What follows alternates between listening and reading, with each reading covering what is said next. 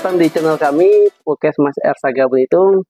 Jadi hari ini perdana kita ngumpul bersama dokter-dokter cantik. Dokter Sisil. Dokter Sisil ya, siapa lagi? Dokter Rahmat. Iya, Dokter Rahmat dengan Dokter Sisil ya. Ya. Jadi hari ini ceritanya kita ngumpul di sini. Ini studio mini kita perdana. Kita bahas tentang gizi seimbang. Apa itu gizi seimbang? Fungsinya untuk tubuh anak-anak ya. Jangka pendek, jangka panjangnya kayak mana gitu. Ada yang duluan ya sih?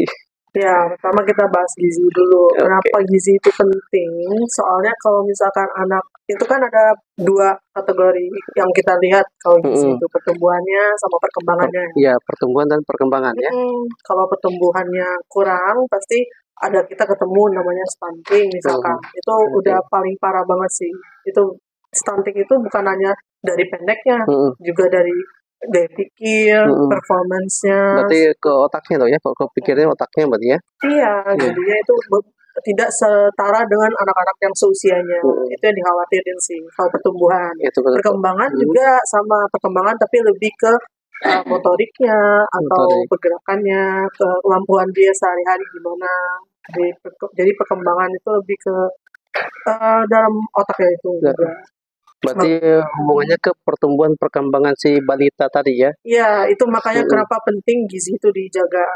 Gizi itu yang bagus itu disebutnya gizi seimbang. Gizi seimbang itu berarti di mana makanan-makanannya itu udah berisi karbohidrat, protein. Kalau dulu kan ada istilahnya 4 sehat 5 sempurna ya? Iya, itu nggak dipakai lagi sekarang karena udah dianggap nggak efektif. Nah, sekarang makanya disebut gizi seimbang. Seimbang. Kalau pernah lihat ada gambar satu piring isinya berapa itu kan, itu udah dibagi-bagi, ada karbohidratnya, proteinnya, ada mikronutriennya, sama lemaknya juga. Gitu. Itu kalau kita lihat kan apa isi piringku ya? Iya. Iya, isi piringku ada sayurnya. Intinya seimbang lah ya. Iya. Kalau ini tapi kan kendalanya kalau beberapa ada cerita ibu-ibu ya mak-mak yang ngurus balita itu ada susah makan. Kayak itu, Dok? Susah makan itu banyak penyebabnya. Bisa dari kesehatan si anak. Apakah anak itu punya penyakit kronis atau tidak? Penyakit kronis ini seperti anemia atau TBC atau infeksi saluran kemih itu juga bisa. Jadi saat tubuh anak tidak sehat, dia tuh jadi keinginan makannya turun. Sehingga mau dibikinin kayak gimana, mau seseru apa juga pasti mereka nggak mau makan. Sama kayak kita sakit. Kalau kita sakit kan juga pasti rasanya males makan gitu ya. Kalau diumpan pakai ini, biasanya beberapa orangnya dipancing pakai HP beberapa ya baru makan gimana tuh?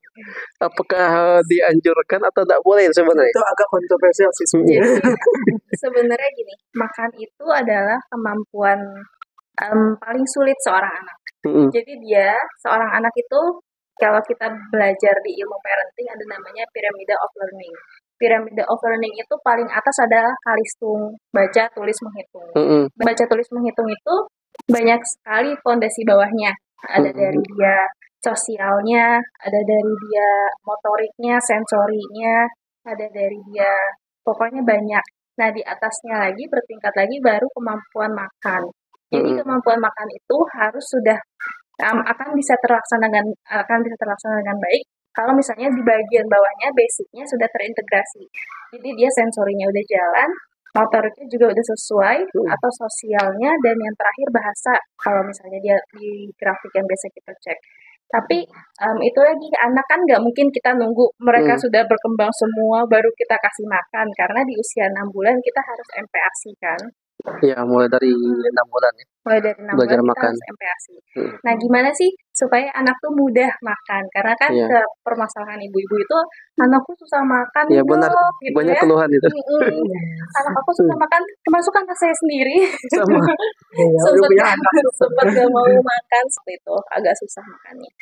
Jadi yang pertama harus dibenerin itu kita lihat lagi, ini paling bagus sih kita cek ke dokter ya, bisa ke dokter umum atau ke dokter spesialis anak. Kita lihat di antara 4 faktor tadi misalnya motoriknya, sensoriknya, atau sosial dan bahasa dari 4 ini mana yang kira-kira dia kurang. Nanti dari situ bisa kita pecah-pecah lagi, misalnya dia dari sensori vestibularnya kah, atau misalnya dari pengecapannya kah, atau apa. Jadi nanti itu emang ranahnya dokter umum atau dokter spesialis di situ. Berarti di tes semua ya pengecapan nilainya. Harus. Berarti ada pengaruh itu ya? Pasti ada. Tapi kalau misalnya pengaruhnya gini, kok jajanan suka tapi makan nggak mau itu. Nah, berarti itu bisa jadi masalah di pengecapan atau dari sosial. Jadi gini, kalau kita sebagai ibu, saya juga pengalaman, kalau udah susah ngasih makan anak, kita tuh pas ngasih makan tuh rasanya bete. Ya ampun, ngasih makan lagi gitu kan, kayak nyuapin sambil ngejar-ngejar ke sana ke sini atau sambil nonton dia nggak buka mulut, nggak ngunyah. Itu sebenarnya aura negatif itu tuh pasti menular ke anak.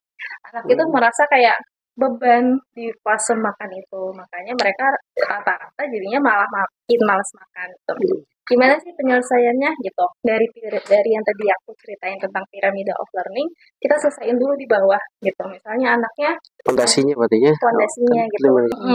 Karena kenapa tadi yang kayak udah dijelasin sama Sisil, pentingnya untuk gizi seimbang itu usia balita, karena sampai usia 2 tahun itu perkembangan otak mereka 80%.